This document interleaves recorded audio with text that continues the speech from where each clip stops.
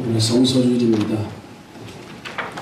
하나님 우리들에게 자신을 알려주시려고 나타내시려는 두 가지가 있는데, 첫 번째는 자연을 통해서 하나님 우리에게 나타내 보이셔요. 그래서 자연을 보면 너무나 아름답고 놀라워서 찬양이 자동적으로 나와요. 주 하나님 지으신 모든 세계 참 아름다워라 하면서 그 세계를, 그 하나님의 창조의 위대함을 우리가 볼 수가 있습니다. 또 한 가지는 성경이지요. 성경은 마치 텔레비전의 화면과 같아요. 또 컴퓨터의 모니터와 같아요. 방송국에서 제작하는 화면이 전파를 타고 지금 우리 교회 안 공간에도 지나가고 있는데, 텔레비전의 화면이 없으면 무슨 방송을 보냈는지 우리는 도무지 알 수가 없습니다.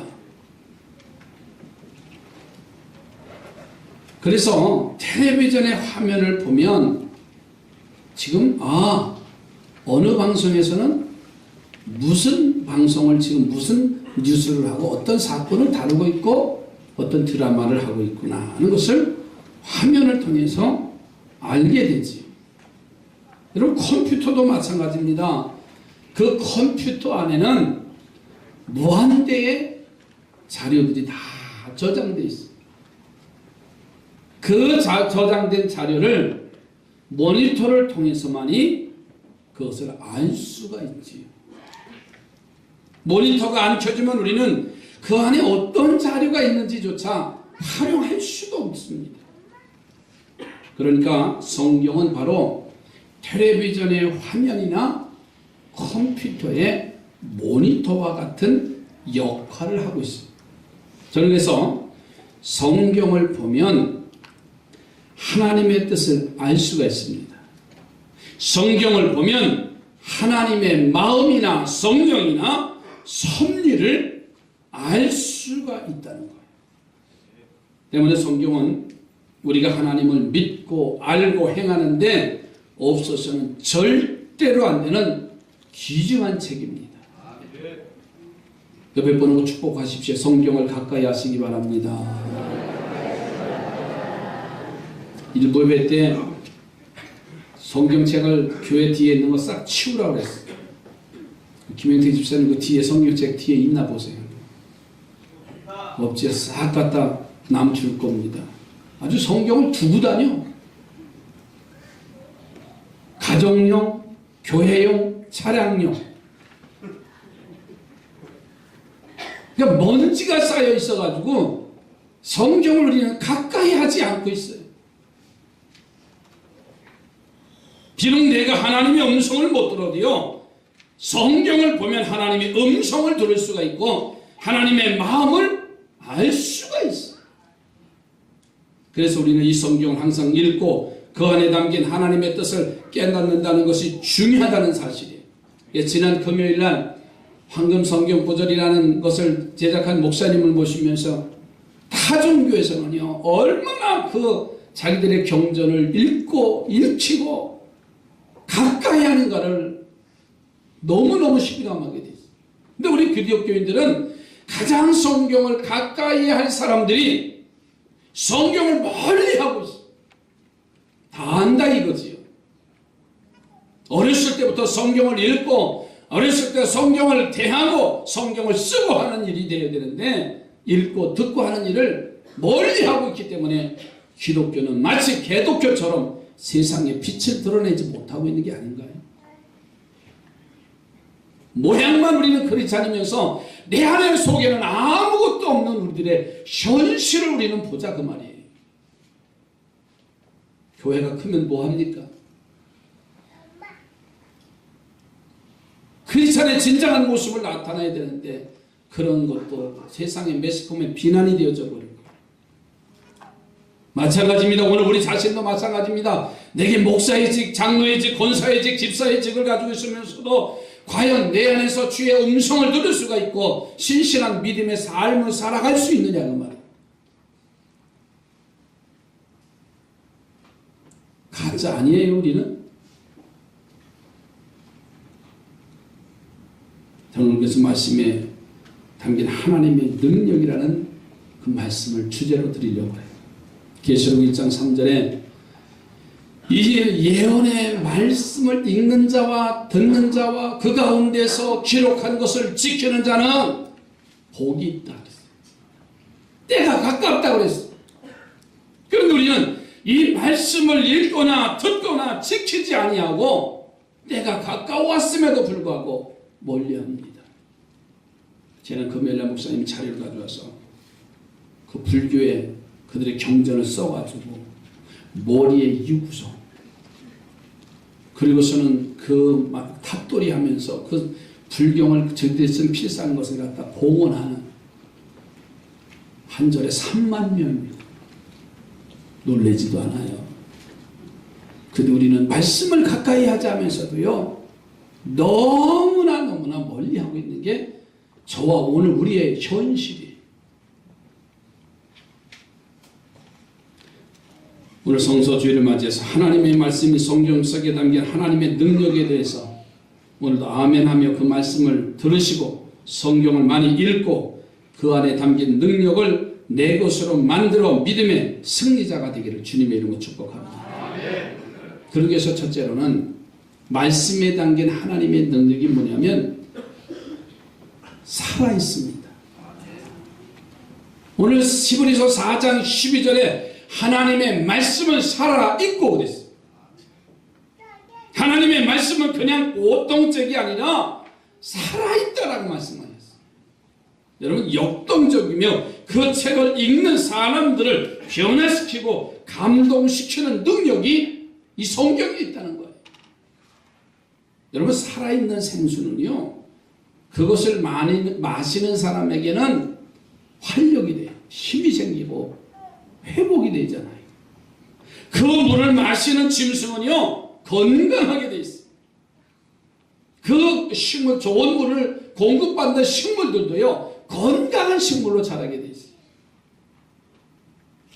그러나 오염되거나 썩은 죽은 물을 그것을 먹는 생물은 죽게 되고 멸망을 지키고 열매를 맺지 못합니다. 자, 그런데 하나님의 말씀인 성경은 살아있습니다. 그 말씀을 읽는 사람들을 더 잘 살고 경고 건강하게 되고 변화시키는 능력이 있습니다. 미국에 나온 작가 윌리스라는 작가는 본래는 그가 장군 출신이에요. 그리고 장관을 역임했고 그가 문필가입니다. 외교관이고서 글을 쓰는 사람이에요. 그런데 그는 평소에 불신자이고 기독교 신앙에 대해서 적개심을 가지고 있는 사람이에요. 오늘날 친구에게서 성경의 인물을 주제로 글을 쓰면 베스트셀러가 된다는 이야기를 듣고서는 그 일을 시작하는데 그의 속마음은 성서의 인물을 주제로 해서 소설을 쓰되 누구든지 이 이야기를 읽으면 기독교를 떠나서 적그리스도인이 되게 하는 작품을 만들기로 이 웰레스라는 사람이 결심을 합니다. 그리고는 마지막으로 이 기독교의 허구성을 만천하에 드러나려고 폭로 좀 해야 되겠다. 그래서 성경의 약점과 성경의 잘못을 증명하기 위해서 이 웰레스라는 작가가 신약 구약의 성경을 읽기 시작했어요. 창세기부터 읽습니다. 계시록까지 다 읽기 전에 이 웰레스라는 사람이 그 돌짝 같은 마음이 성경을 읽어가는 가운데 마음이 눈이 녹듯이 녹아가기 시작했어요. 하나님의 말씀은 살아있기 때문에 그것을 읽는 사람은 변화시키는 능력이 있어요. 그는 살아있는 하나님의 말씀에 큰 감동을 받고 결국은 예수 그리스도에게 항복합니다. 그리고 기독교와 성경을 농락하면서 붓을 꺾고서는 새로운 믿음의 붓으로 그리스도의 속죄와 사랑을 주제로 한 만인의 신금을 울리는 대작을 그가 쓰는데 그 작품이 바로 베노라고 하는 작품이에요. 그 작품 속에서 보면요, 원수를 향한 분노의 마음을 사막에서 만난 예수 그리스도를 통해서 치유되는 진리를 터득하는 그 주인공의 모습이나 마지막 십자가에서 죽으실 때 이제 많은 병자들이 치유됩니다. 문둥병 환자들이 와서 나음을 받습니다. 죽은 자들이 부활하는 일대의 장관의 모습을 그립니다. 그가 얼마나 그리스도의 능력에 감동되었는가를 우리들에게 보여주고 있는 많은 사람들이 그 영화를 보고서는 예수를 영접하는 놀라운 일이 일어나요. 한 작품을 가지고 요즘 한간에 다큐멘터리 영화로 뜨는 영화가 하나 있습니다. 니마 그 강을 건너가지 마오. 저는 오늘 시간이 되든 아니면 내일이든 가서 보려고 합니다. 그 할아버지가 1년 전에 작고라지 12년도에 그 감독이 우연히 그 어른들의 모습을 하면서 그가 이런 말을 인터넷에 글을 써놨더라고요. 원래 그분들의 모습을 하려고 했던 것이 아닌데 이분들의 연출하지도 않은 것인데 정말 한평생은 74년간을 같이 사시면서 말 한마디 한마디 하는 게 정말 진실이 담긴 사랑이라는 거예요. 그래서 해설자를 놓지도 않고 그리고서는 그들이 그 어르신들이 한 그 말 그대로를 표현했다. 그래서 어젠가 그저께 그 영화관의 박스오피스 1위를 했다는 그런 기사를 보면서 의도하지 않았던 일이 그러면서 그 할아버지 일주기 제사를 어젠가 그저께 지냈다고 하면서 그 작가 감독이 이야기를 하더라고요. 여러분 글 하나가 온 세상을 변화시키는 것처럼 하물며 생명의 말씀인 살아있는 말씀이 우리의 심령 속에 들어가면은요 돌짝과 같은 굳은 마음이랄지라도 옥토로 변하는 역사가 나타날 줄로 믿습니다. 요한복음에 보면 수가성 여인의 영혼과 마음에 병든 상황이 예수 그리스도를 만나서 그가 영혼의 치유와 마음의 치유와 육체의 치유까지 받는 그런 모습이 나타납니다.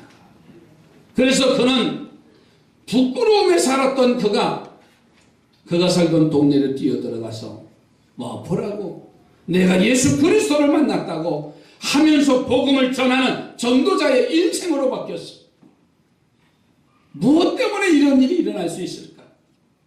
바로 예수님의 말씀을 들었기 때문에 변화의 삶을 살 수가 있어.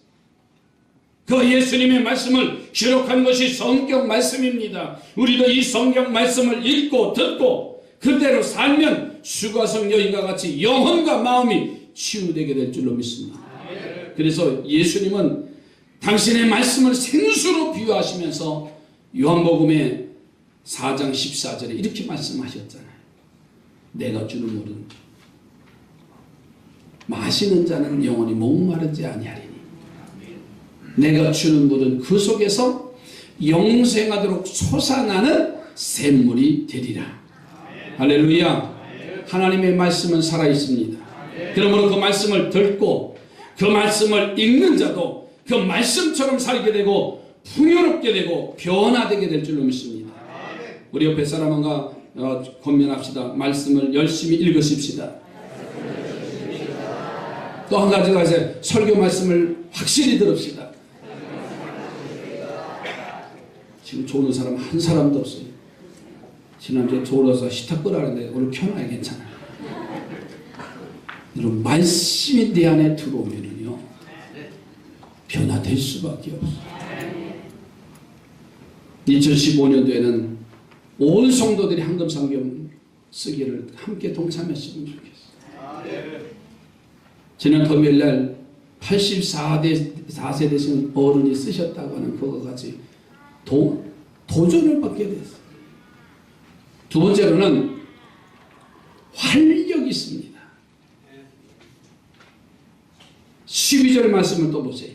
하나님의 말씀은 살아있다고 했고 활력이 있어 좌우에 날선 어떤 것보다도 예리하여 혼과 용과 및 관절과 골수를 찔러 쪼개기까지 하며 그랬어.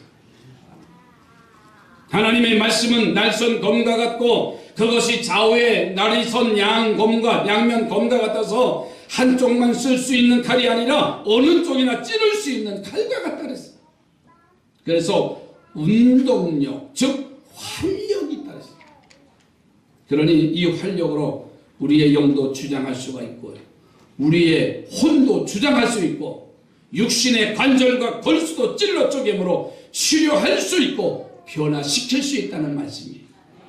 하나님의 말씀은 능력 그 자체입니다.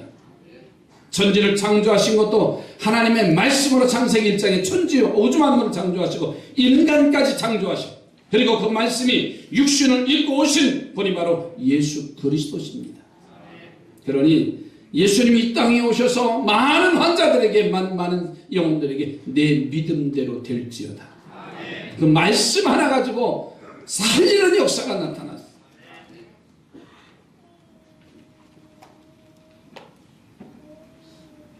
하나님의 말씀은요 죽음까지도 극복합니다. 에스겔서에 보면 에스겔 선지자에게 하나님의 성령이 감동돼서 한 골짜기에 에스겔 선지자를 데리고 갑니다. 가서 보니까 그 골짜기에 마른 뼈들이 뒹굴고 있었어요. 하나님은 에스겔에게 뼈들에게 이렇게 말하라고 명령을 합니다. 에스겔서 37장 4절 5절 6절에 보면 에스겔 선지자를 보면서 향하면서 한 말씀이 너는 이 모든 뼈에게 대언하여 이르기를 너희 마른 뼈들아 여호와의 말씀을 들을지어다. 주 여호와께서 이 뼈들에게 이같이 말씀하시기를 내가 생기를 너희에게 들어가게 하리니 너희가 살아나리라. 너희 위에 심줄을 두고 살을 입히고 가죽으로 덮고 너희 속에 생기를 넣으리니 너희가 살아나리라. 또 내가 여호와인 줄을 너희가 알리라. 에스겔은 하나님의 명령대로요 하나님의 말씀을 죽음이 가득한 골짜기에 그대로 선포해요. 놀라운 일이 일어납니다. 어떻게 죽은 마른 뼈들이 뒹굴던 마른 뼈들이 서로 연결되고 심줄이 생기고 피부가 덮여지고 큰 군대 생기를 불어넣으니 큰 용사가 될 수가 있습니까? 에스겔은 이 모습을 보면서요 자신이 전하는 하나님의 말씀의 능력을 발견하게 됩니다. 그리고는 생명을 다해서 말씀을 전파합니다. 듣든지 듣지 아니하든지 상관하지 아니하고 열심히 에스겔 선지자가 전합니다. 왜냐하면 하나님의 말씀은 운동력이 있습니다. 이 세상 모든 것을 변화시키는 것을 믿었기 때문에 그렇습니다. 우리 기독교는 말씀의 종교입니다. 옆에 분하고 다시 성경을 가까이 하시기 바라요. 일할 때 우리 여성교회 일할 때 피곤하면 뭘 사다 대접하죠? 바카스. 그러면요 피곤한데 싹 가신대요. 바카스 매니아도 계세요. 다른 거 저는 좋아하는데 오직 바카스. 왜? 그것을 마시면 힘이 생기고 활력이 생기고 오늘 우리 믿음의 사람들은요 성경의 말씀을 대하면 힘이 생기고 기분이 좋아지고 마음이 평안해지고 이것이 기독교인들의 삶이에요. 내 성경을 대하니까 졸립다고 수면제라고요? 이미 영혼이 죽은 거 아닌가요? 잠 안 오면 머리맡에 갖다 놔. 그렇게 말하는 권사님도 바보지. 그 말을 듣는 사람은요 괜찮은데 그 말을 전하는 사람이 이미 죽은 사람이에요. 옆에 우리 정신 차립시다.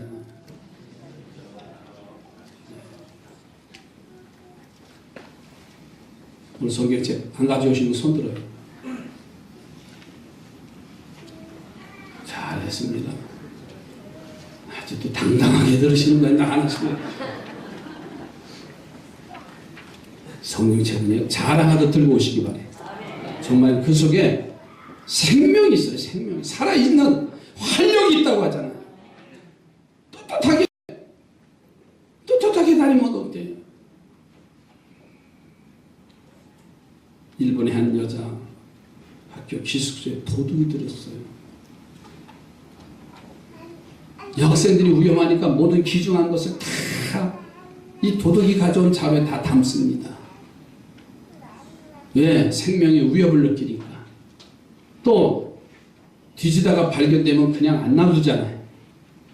그래서 하는 여학생이 다 집어넣고 책 한 권을 넣으면서 이거 소중한 거니까는 그 자루에다가 성경책을 넣어줬다는 거예요. 자, 이 도둑이 들어와서 한 자루를 메고 가면서 그거 가지고 뭐 그냥 놔두면 돈이 되나요? 가서 팔아야죠.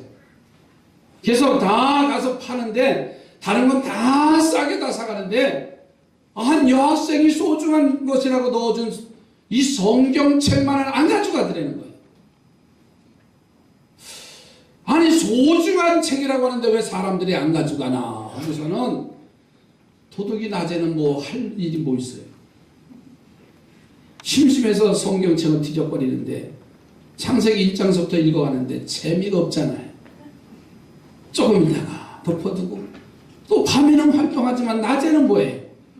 그래서 성경책을 또 뒤적하면서 읽어간다는 거. 참 이상하다.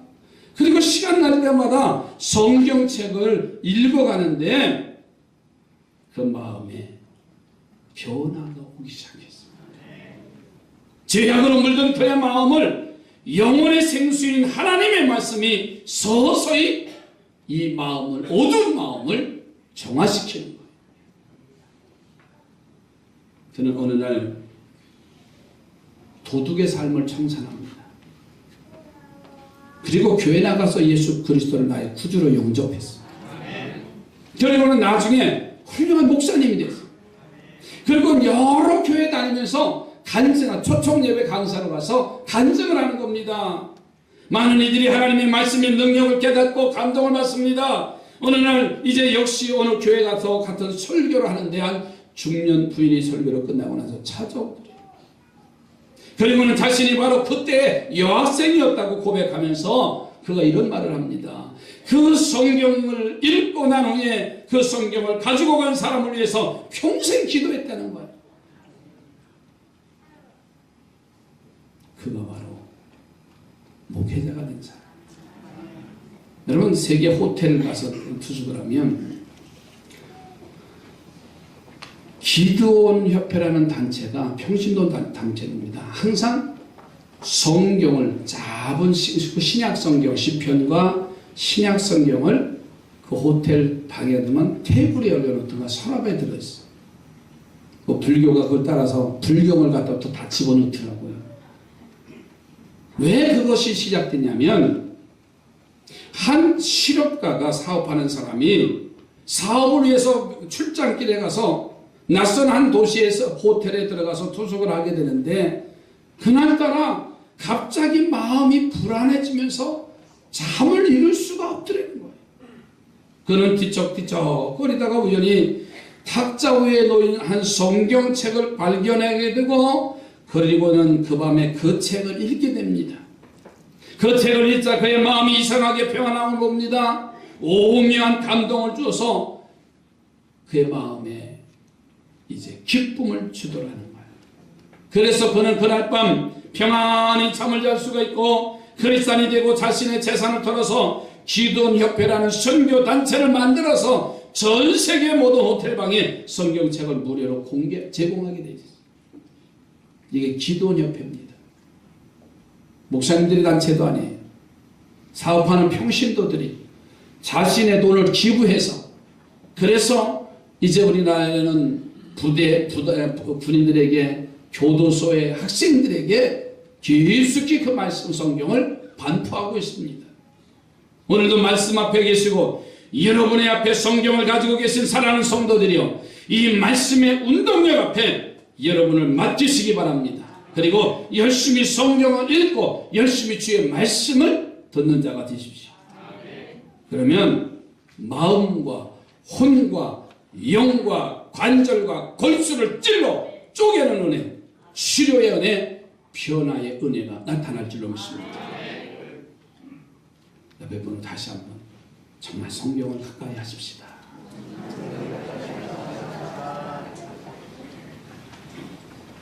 아까 성경을 거두면서 누구 거라고 묻지 않고 주지도 말고 받지도 말고 다른 데 갖다 쓰라고 했어요. 한 8권이 뒤에서 나타났어요. 저도 마찬가지입니다. 이제 기독교인이 우리 믿음의 사람들이 사는 건 말씀밖에 없어요. 세 번째로는 마음을 비춰주는 능력이 있습니다. 오늘 13절 말씀을 또 보세요. 히브리서 4장 13절에 지으신 것이 하나도 그 앞에 나타나지 않음이 없고 우리의 결산을 받으실 이의 눈앞에 만물이 벌거벗은 것 같이 드러나리라. 그러니까 하나님의 말씀은요, 우리들의 거울과 같은 존재입니다. 따라서 하나님의 말씀을 가까이 하고 그 말씀을 읽고 내가 묵상하면 언제나 우리들을 밝히 볼 수 있는 은혜를 받는다는 말이에요. 형제의 눈에 티를 볼 줄 알면서도 내 눈에 들보는 볼 줄 모르는 이들은 하나님의 말씀과 멀리 있기 때문에 그래요. 남의 잘못과 실수는 예리하게 보고 흉볼 줄 아는데 자신의 잘못과 흠을 전혀 보지 못하는 사람들은요, 전혀 성경에 관심이 없고 성경을 멀리하는 사람이에요.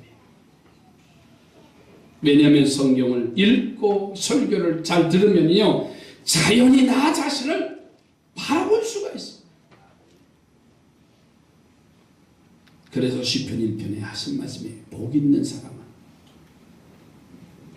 주의 율법을 주야로 묵상하는 자라 그랬어요. 하나님의 말씀을 늘 묵상할 수 있어야지. 오늘 성소질 아침에 여러분 모두가 하나님의 말씀 안에 계셔서 그 말씀의 거울이 나를 비추어 보고 날마다 회개하고 날마다 겸손한 성도의 길을 걸어가기를 주님의 이름으로 축복합니다. 한번 여쭤볼게요. 오늘 교회 올 때 거울 안 보시는 손 들어보세요. 하나도 없어요. 일부배 때 물어봤더니 학생 딱 하나 있습니다. 저는 안 보고 왔습니다. 누구든지 거울을 한 번 보든 두 번 보든 세 번 보든, 뭐 교회 엘리베이터 안에도 거울이 있고요, 교회 화장실 앞에도 거울이 있고요. 거울이라는 게 뭘까요? 자신의 모습을 보라고 하는 말이에요. 거울을 한 번도 안 본 여자,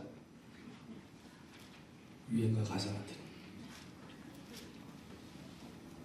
막 산다는 말이에요. 거울을 보면 자신의 흐트러진 모습을 바로 보는 것처럼, 적어도 믿음의 사람들이면 하나님의 말씀을 바로 보면 우리들의 흐트러진 모습이 정갈하게 바로 세워지지 않나요? 이명식 씨라는 분이 계세요. 부산의 어느 절에서 불교 교리를 가르치는 법사예요. 교리를 가르치는 법사님, 그래, 법사. 어느 날 여대생 둘이서 그 절의 앞에 있는, 대웅전 앞에 있는 탑돌이를 하고 있더래요. 탑돌이를 하면서 이 두 대학생이 대화하는 것을 이 법사가 들었어요. 야, 불교에는 구원이 없는 종교래 하면서 탑돌이를 하고 있는 거예요. 이 법사가 충격을 받고서는 기독교를 공격하려고 결심을 합니다. 그리고는 그 큰 스님에게, 함부로 절에 성경책에 들어갈 수 없잖아요. 큰 스님에게, 내가 젊은이들의 얘기를 들어보니까 우리 불교에 대해서 구원이 없다고 하고 불교를 폄하시키는데 내가 성경을 읽고 불교를 좀 대적하겠습니다. 그런 글을 쓰겠습니다 하고 큰 스님한테 허락을 받고서는 이 이명식 씨가 성경을 읽기 시작을 했어요. 그런데 어느 날 이 소식을 들은 불교신문에서 글을 좀 기고해달라고 요청을 받았어요. 그래서 기독교의 잘못을 지적하는 글을 쓰려고 원고지를 쓰다가 이제 보면은 그 어느 순간 그 글에 주 예수를 믿으라. 그리하면 너와 내 집에 구원을 얻으리라.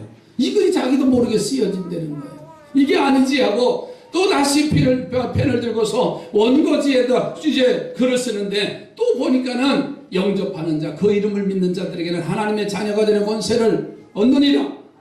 이야, 이런 글만 쓰여지더라는 거예요. 도무지 글을 쓸 수가 없는 거예요.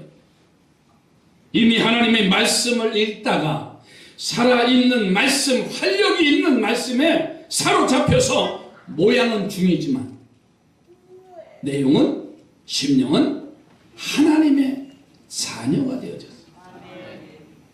오늘날 큰 스님으로부터 당신은 부처님과 인연이 끝났으니 나가라는 명을 받고 절에서 쫓겨났어요. 아니, 글을 쓴다는 사람의 주 예수를 믿더라. 그래야만 영접하는 자, 그런 글만 쓰고 벌써 모습이 달라지고 행동이 달라지는 것을 이 큰 스님이 본 거예요. 그래서 너는 여기 절에서 있으면 너는 망할 놈이니까 나가라고.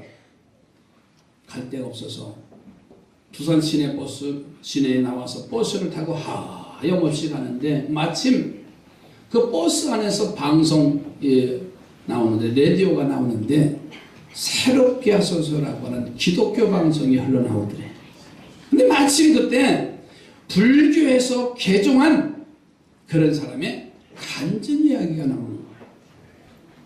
그래서 깜짝 놀라서 그곳에 전화를 하니까는 빨리 오라고 환영을 하면서 주소를 알려주더래요. 그래서 찾아갔더니 월세 단칸방을 얻어주고서는 먹고 살아야 되니까 튀김 장사라고 리어카 재료를 사주더래요. 하루 장사를 마치고 쌀 한 대를 사가지고 월세 단칸방으로 가는데 그렇게 행복할 수가 없더래요. 그 이유를 생각해 보니까 전에는 절에서는 스님이라고 존경을 받았지만 자기는 하나님의 아들인데 돌멩이를 아버지로 알고 살았기에 행복하진 않았는데 지금은 쌀 한 대밥 가지고 그 산 언덕을 올라가면서 그 조그만 월세방에 들어가서 앉아있는데도 그렇게 감사하고 평안하더래. 그가 정말 깨닫고 믿음의 심지가 깊어지고 더 나가서 신학을 하고 요 가까운 데서 목회를 하고 계세요. 이처럼 하나님의 말씀은요, 자신을 바로 알고 나 자신을 바라보는 눈을 가지도록 하는 능력이 있습니다.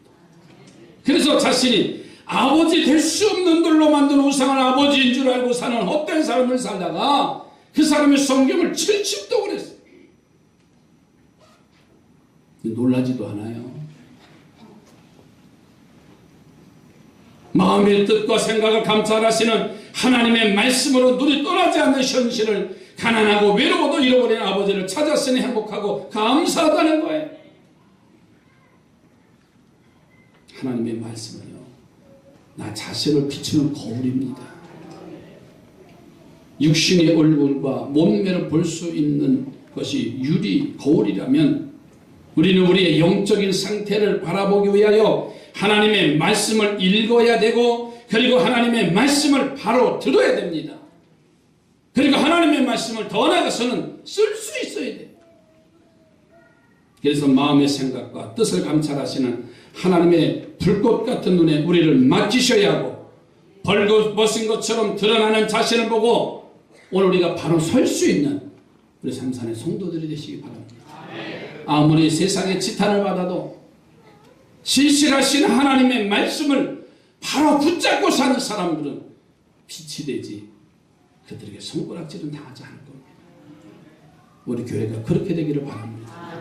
이 지역에서 빛의 역할, 등대 역할, 가정을 깨우는, 심령을 깨우는 역할을 하면 하나님이 기뻐하시지 않을까요? 기도합니다.